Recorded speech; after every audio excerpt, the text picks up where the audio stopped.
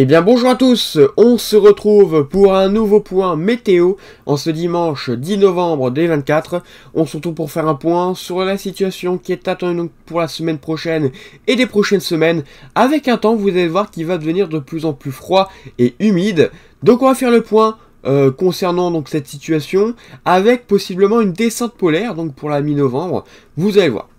Alors tout d'abord au niveau de la centration, il y a beaucoup de changements comparé à ce que j'ai pu dire hier. C'est pour cela d'ailleurs que j'ai supprimé mon point météo, parce qu'on a vraiment des énormes changements, hein. On n'a plus du tout de catastrophe sur notre pays, ni encore moins de risques extrêmes. Donc là-dessus c'est terminé, vous allez voir pourquoi. Parce que contrairement à ce que je disais hier, la goutte froide, il ne reste pas positionné du côté donc de la Méditerranée, mais s'évacue beaucoup plus vite du côté donc de l'Espagne et du Portugal.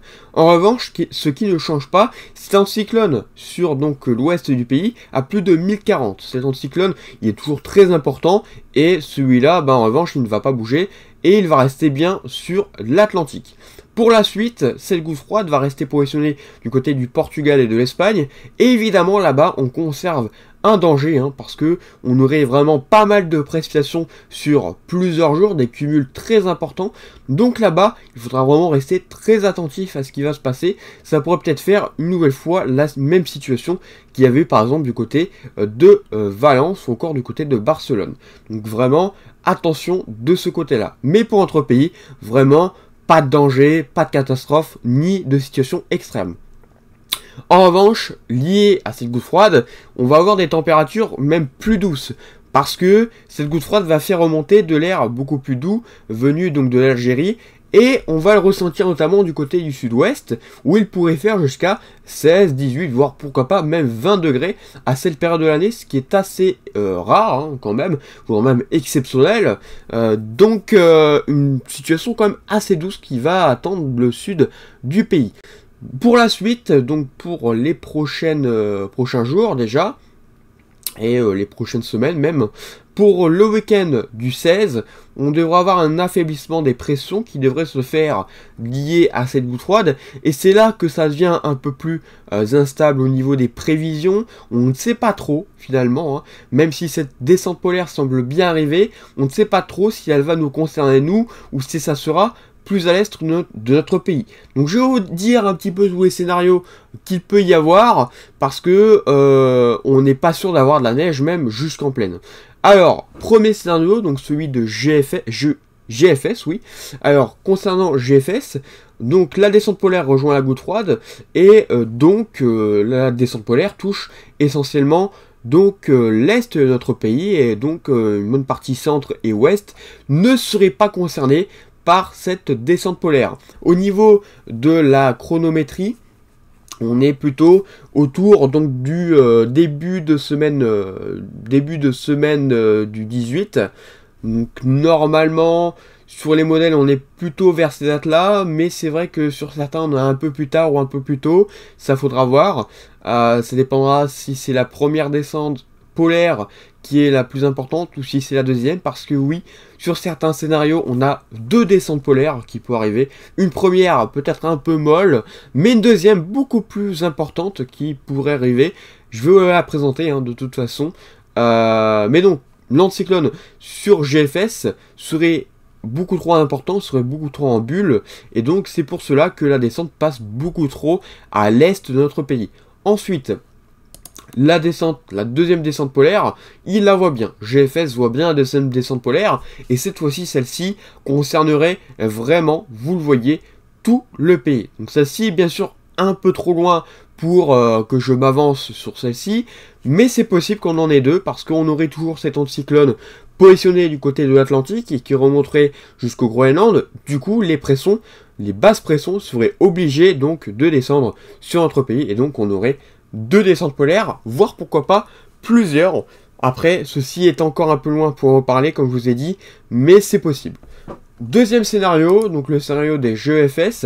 Sur GFS, là aussi, on a une descente polaire qui passe beaucoup trop beaucoup trop à l'est de notre pays, ça ne concerne quasiment pas, si ce n'est que c'est l'extrême est. L'anticyclone est beaucoup trop en bulle, et donc par conséquent, bah, c'est pareil que GFS, ça ne concerne pas. En revanche, on en a une deuxième, qui devrait être beaucoup plus importante là aussi, mais qui aurait quand même assez du mal à descendre, parce que là, on aurait un anticyclone qui devrait s'écrouler finalement, hein, et donc là, malheureusement, la descente a vraiment du mal à se faire, donc sur le scénario de GEFS.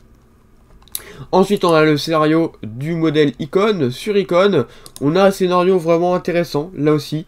Là, on a un scénario avec une belle descente polaire quand même, hein, qui se fait, avec même le creusement de dépression, hein, qui va renforcer donc les précipitations, et donc renforcer peut-être le risque neigeux.